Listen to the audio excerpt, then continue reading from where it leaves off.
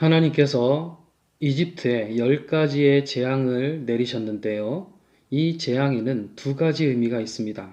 자, 첫 번째는 이스라엘 백성들을 강제로 노역을 시킨, 그리고 그 백성들을 괴롭혔던 이집트에 대한 하나님의 심판입니다.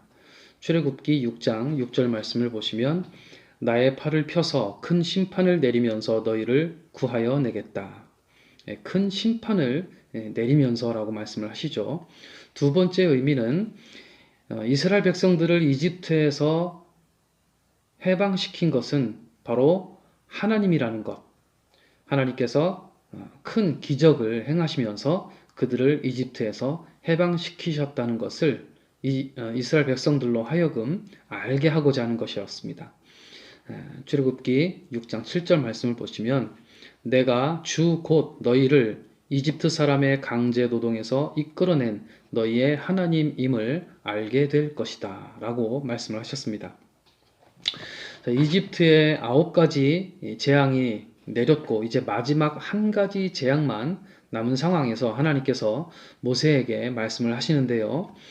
바로가 너희를 내보낼 때에는 마구 쫓아낼 것이다 이렇게 말씀을 하셨어요. 하지만 이것은 제발 빨리 나가달라고 하는 부탁의 의미입니다. 마지막 재앙이 내린 후에 하나님의 권능 앞에 완전히 기가 꺾인 바로와 또 신하들과 백성들, 이 사람들이 제발 빨리 나가달라고 아우성을 칩니다. 재촉을 합니다. 하지만 이것은 전혀 명령이 아니라 간곡한 부탁인 것입니다. 그때 백성들은 그냥 나가는 것이 아니고 이집트 백성들에게 은과 금, 폐물들을 요구합니다. 사실 이것은 하나님께서 처음부터 모세에게 말씀을 하셨던 것인데요. 내 백성으로 하여금 빈손으로 나가게 하지 않겠다고 말씀을 하신 겁니다. 출애굽기 3장 21절 22절에 나는 이집트 사람이 나의 백성에게 은혜를 베풀게 하여 너희가 떠날 때 빈손으로 떠나지 않게 하겠다. 여인들은 각각 이웃에 살거나 자기 집에 함께 사는 이집트 여인들에게서 은부치와 금부치와 의복을 달라고 하여 그것으로 너희 아들, 딸들을 치장하여라. 너희는 이렇게 이집트 사람의 물건을 빼앗아 가지고 떠나갈 것이다. 처음부터 그러니까 모세가 바로에게 가기 그 전에 처음부터 하나님께서 모세를 처음 부르셨을 때부터 이렇게 말씀을 하셨었습니다.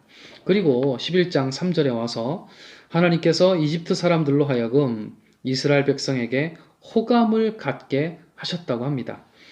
이 말은 그와 같은 엄청난 기적들을 행하시는 그런 하나님이 선택한 백성들이니 절대 우리가 함부로 해서는 안 되는 사람들이었다. 이렇게 생각을 한 거죠. 엄청난 어마어마한 신의 그 백성들을 그동안 우리가 노예로 부려먹었으니 이것은 우리가 잘못을 해도 보통 큰 잘못을 한 게 아니다. 뭐 이런 뜻이 되겠습니다. 그냥 좋은 감정을 갖게 되었다. 그런 의미의 호감이 아니고요. 어마어마한 신, 참신, 그러한 하나님의 선택을 받은 백성이니까 그들을 존경스럽게 혹은 부럽게 이렇게 생각을 하게 된 것이죠. 그래서 이집트 백성들은 이스라엘 백성들이 은금, 폐물, 의복을 요구할 때 망설이지 않고 한 사람도 거부하지 않고 다 내어줍니다. 은금, 폐물의 양이 어느 정도였는지 우리가 알 수는 없지만 어떻게 보면 그것은 그동안 무상으로 노동력을 제공했던 대가라고 해도 과언이 아니겠죠. 이집트 사람들은 자발적으로 내줬습니다마는 출애굽기 12장 36절 보면은요. 빼앗아 가지고 나온다 이렇게 표현을 하고 있습니다. 개역개정에는 취하였다라고 나오는데요. 빼앗았다 혹은 취하였다 같은 단어인데 여기에는 약탈의 의미가 있습니다. 그러니까 이집트 사람들과 이스라엘 백성들이 완전히 주객이 뒤바뀐 그런 상황이 되어버린 거죠. 10가지 재앙 모두 이집트 땅에만 내렸고 이스라엘 백성들이 살고 있는 고센 땅에는 내리지 않았습니다. 이것은 하나님께서 당신의 백성들을 구별하신 거예요. 11장 7절에서 나 주가 이집트 사람과 이스라엘 사람을 구별하였다는 것을 너희에게 알리려는 것이다. 하나님은 당신의 백성을 구별하십니다. 만일 우리에게 고난이 있다면 그것은 우리를 구별하셔서 우리에게 주시는 매우 특별한 고난입니다. 또한 그 고난을 우리에게 허락하신 하나님이시므로 이겨낼 수 있는 은혜, 그냥 은혜가 아니고 특별한 은혜를 우리에게 베푸시는 것도 하나님은 잊지 않으십니다.